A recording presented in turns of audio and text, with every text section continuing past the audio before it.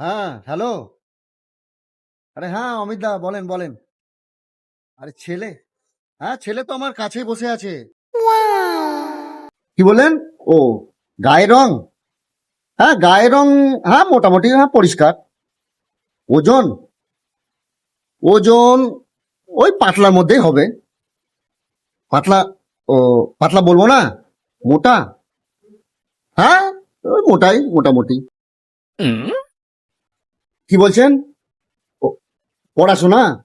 হ্যাঁ, ওই উচ্চ মাধ্যমিক পাস। ওরে শালা, বাবা মনে হয় আমার বিয়ের কথা ঠিক করছে। কি বললেন?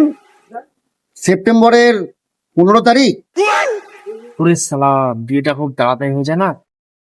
ও ঠিক আছে, কোনো ব্যাপার না। হ্যাঁ ঠিক আছে। হ্যাঁ তাহলে সেপ্টেম্বরের ওই 15 তারিখই ফাইনাল করুন। আরে না না, কাজকর্ম সেরকম করে না, ওই ঘরেই বসে আছে সারাদিন। হুম হুম। হ্যাঁ হ্যাঁ। কিরে, তুই রাজি তো? হ্যাঁ হ্যাঁ, তুমি রাজি মানে আমিও রাজি।